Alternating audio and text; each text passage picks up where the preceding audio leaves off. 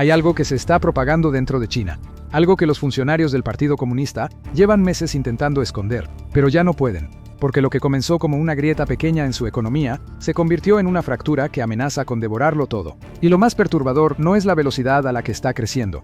Lo más perturbador es que el propio gobierno chino ya lo sabe, y no tiene cómo pararlo.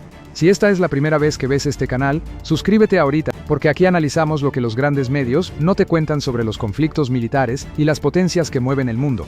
Dale al botón de suscripción antes de que terminemos este video. Regresemos a China, porque hay algo que tienes que entender antes de continuar. Lo que está pasando ahí no es una crisis económica normal, no es una recesión de esas que duran 2 trimestres y se recuperan. Lo que está ocurriendo en China, en este momento, es un colapso sistémico, un derrumbe que comenzó mucho antes de que alguien en Occidente lo admitiera. Y lo primero que debes saber es que este colapso no empezó en los mercados financieros, empezó en los supermercados.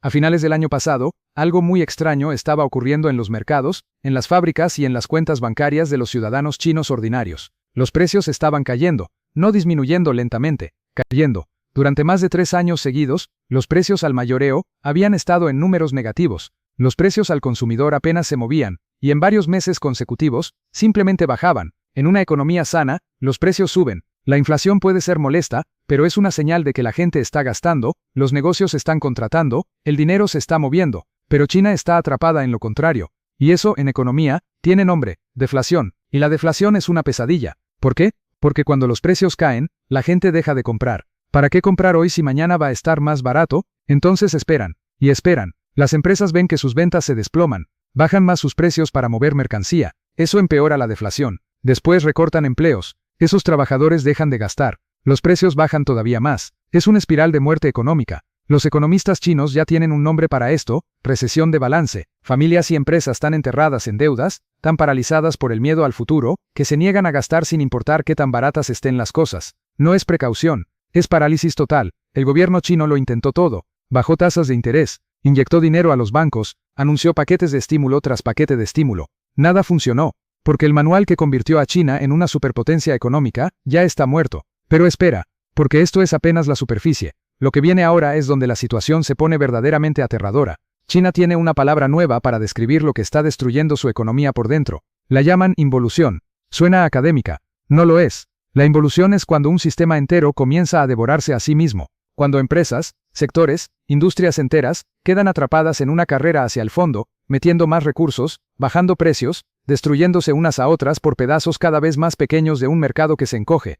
Es autodestrucción económica en cámara lenta, y está en todas partes. Toma como ejemplo los paneles solares. Durante años, China dominó la industria solar global. Los paneles eran el futuro, energía limpia, manufactura de alta tecnología, símbolo del poderío chino. Pero en 2025, China tenía capacidad para producir el doble de paneles solares de los que todo el mundo entero podía usar en un año. El doble. Las fábricas siguieron construyendo capacidad de todas formas. Los gobiernos locales querían empleos. Los bancos estatales siguieron prestando. Nadie quería ser el primero en parar. El resultado fue devastador. Los precios colapsaron, los márgenes de ganancia desaparecieron, y las principales empresas fabricantes de paneles solares de China perdieron en conjunto $40.000 millones solo en 2024. 40.000 millones. Esfumados. Las compañías más grandes del sector recortaron casi 1/3 de su fuerza laboral solo para sobrevivir.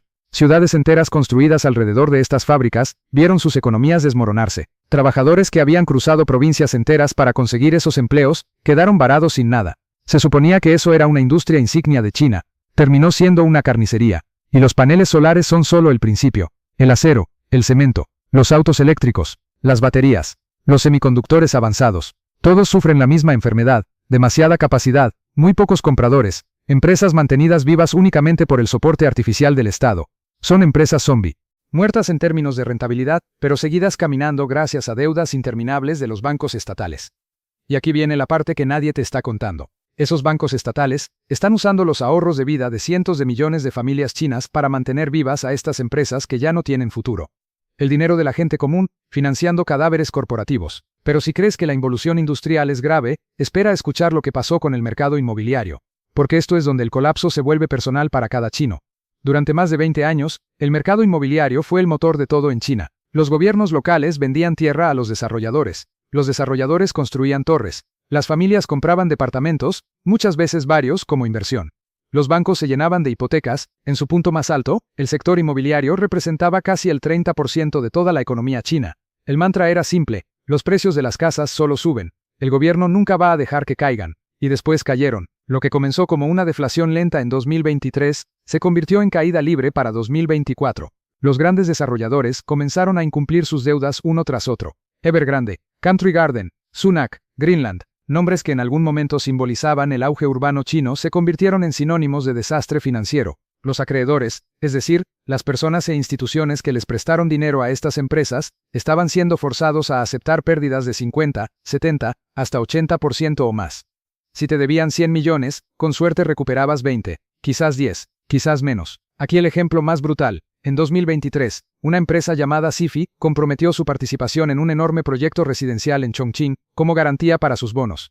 La empresa lo valuó en 700 millones de yuanes. Parecía seguro. En 2025, Sifi vendió ese proyecto completo para conseguir efectivo. Después de pagar bancos y otras obligaciones, los acreedores de bonos recibieron exactamente 2.250.000 yuanes. De 700 millones a 2.2 millones. Eso es una recuperación del 0.3%. Un borrado total. Y no es un caso aislado. Más de 100 grandes desarrolladores han incumplido alguna porción de sus deudas. Más de 1.600.000 millones de yuanes en bonos del sector inmobiliario están en incumplimiento o en situación de riesgo crítico. La confianza se evaporó. Los inversores extranjeros que compraron bonos inmobiliarios chinos están advirtiendo a todos: aléjense. Los acreedores domésticos están furiosos. Algunos se han organizado en protestas exigiendo que Beijing obligue a los desarrolladores a pagar. El gobierno los ignora. ¿Y qué hace el Partido Comunista ante todo esto? Lo que siempre hace: controlar el relato. Se prohibió publicar las cifras de desempleo juvenil porque los números se habían vuelto demasiado vergonzosos. La censura sobre las malas noticias económicas está más apretada que nunca.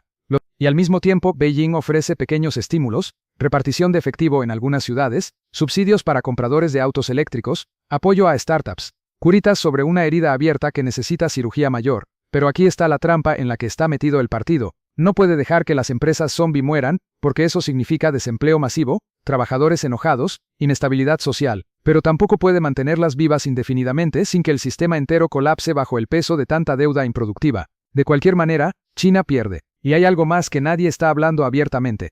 En algún momento de mediados del año pasado, el canciller chino Wang Yi se reunió con funcionarios europeos en Bruselas y dijo algo que Beijing nunca había admitido en público. China no quiere ver a Rusia perder en Ucrania. No por lealtad, por miedo. Wang advirtió que si Rusia cae, Estados Unidos quedaría libre de enfocar toda su atención estratégica en China. Esta confesión sacudió los círculos diplomáticos internacionales, porque reveló algo crucial: los líderes chinos ya no proyectan confianza. Están aterrados. Por años, la postura pública de China sobre Ucrania había sido de neutralidad estudiada. No somos parte del conflicto. Pero detrás de puertas cerradas, esa fachada se desmoronó. La mayor ansiedad no expresada de Beijing quedó al descubierto. China no puede permitirse convertirse en el único objetivo geopolítico de Estados Unidos. Y al decirlo en voz alta, China le avisó al mundo entero sobre su mentalidad. El velo cayó. Beijing ya no luce como una potencia ascendente y confiada. Luce como un gigante ansioso y aterrado por el cerco. Y justo en ese momento, el mundo empezó a cerrar puertas. Las restricciones de exportación de semiconductores avanzados se apretaron. Docenas de empresas tecnológicas chinas fueron puestas en listas negras. Las compañías americanas y europeas están siendo incentivadas, e incluso obligadas, a reducir su dependencia de las cadenas de suministro chinas. Todo al mismo tiempo que los motores internos de China están fallando. Esto es lo más alarmante de todo: cada problema se conecta con el siguiente. La demanda interna débil empuja a las empresas chinas a sobreproducir y buscar ventas afuera. Pero la sobreproducción lleva a que inunden mercados globales a precios por debajo del costo. Eso desata represalias internacionales, aranceles, prohibiciones, restricciones comerciales, lo que reduce los ingresos de exportación de China, empeorando la desaceleración económica. Las menores exportaciones provocan despidos en fábricas y caída de salarios, lo que debilita aún más el consumo interno. Y ese consumo más débil hace que las empresas bajen precios todavía más y dependan más de las exportaciones, lo que invita a más represalias. Es un ciclo de retroalimentación infernal, y las palancas que Beijing siempre usó para salir de estas crisis ya no funcionan. Lo que está pasando en China no es una serie de problemas separados que pueden resolverse uno por uno. Es una crisis sistémica donde todo se refuerza mutuamente. La tensión geopolítica, el estancamiento económico, la sobrecapacidad industrial, el estrés financiero, todo conectado, todo acelerándose. La historia nos enseña que las grandes potencias frecuentemente se desmoronan desde adentro, antes de ser derrotadas desde afuera.